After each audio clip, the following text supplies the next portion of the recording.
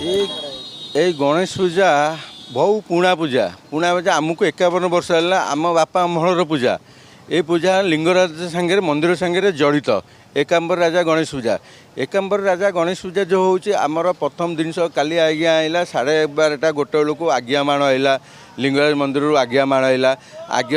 ଆଜ୍ଞା ମାଣ ଆମର ପୁରୋହିତ ଆମର ରିସିଭ୍ କରି ରଖିଲେ।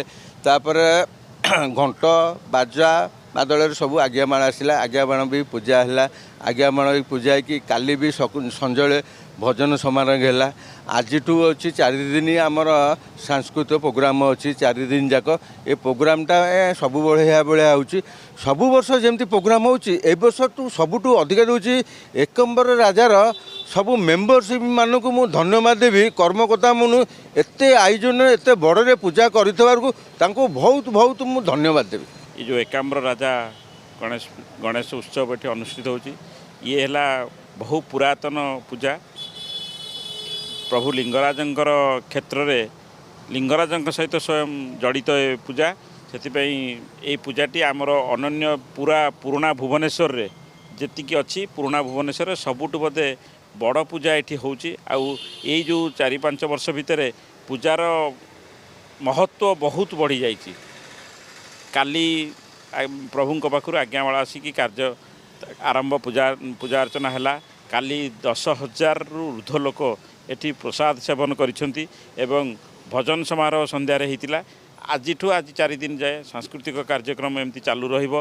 लोकंकर आनंद उल्लास पुराणा भुवनेश्वरवासी पूरा भुवनेश्वर बोधवे पूरा भुवनेश्वरवासी एटी आज आनंदित होकर ये 4 दिन जाक निश्चित जी भुवनेश्वरवासी ये कार्यक्रम सांस्कृतिक कार्यक्रम देखापी निश्चित आसबे।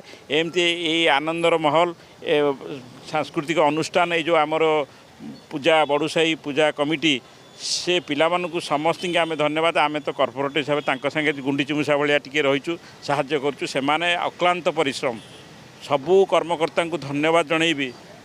समस्त को धन्यवाद जनाऊँगी जे ये कार्यक्रम को एते सुचारू रूपे जनगहली रास्ता असुविधा ता भितर से कार्यक्रम को वॉलंटियर मानू ये कार्य माने करुँच समस्त को मु धन्यवाद जनईकि ये कार्यक्रम केमती सफल हो प्रभु निकट प्रभु लिंगराज निकट में आम प्रार्थना रखू। एकाम्र राजा होउछंती एकाम्र क्षेत्र स्वयं प्रभु लिंगराज तांकर सुपुत्र गौरी नंदन होउछंती गजानन।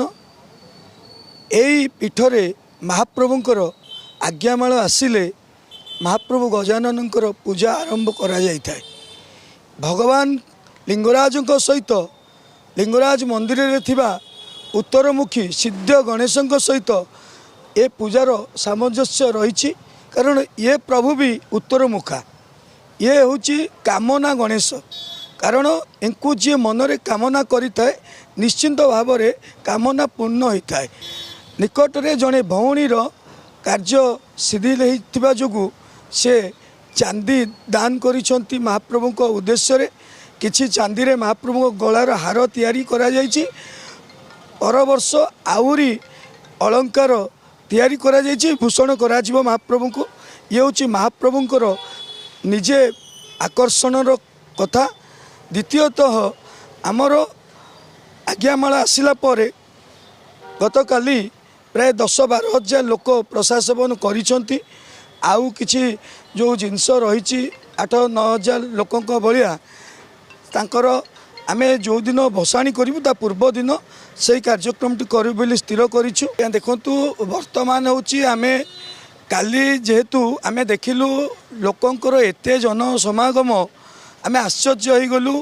कारण पूर्व वर्ष अपेक्षा ए वर्ष लक्षाधिक माने राति 1 जाए लोकंकर सुଅ छुटी थिला।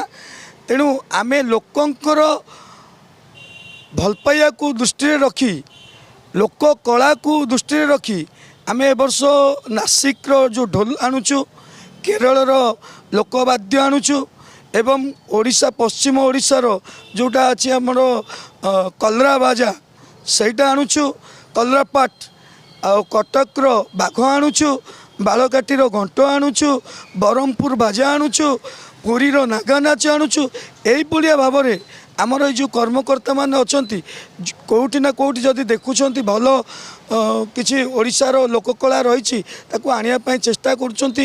ମୁଁ ଧନ୍ୟବାଦ ଦେବି ଆମର କର୍ପୋରେଟର ୱିଥ୍ ଅନୁଷ୍ଠାନର ସମ୍ପାଦକ ଆଉ ସଭାପତି ଅମିୟ ଭାଇ ଏବଂ ଆମର କର୍ପୋରେଟର ବଡ଼ ଭାଇ କାପୁ ଭାଇ ସମସ୍ତଙ୍କୁ ଧନ୍ୟବାଦ ଦେବି।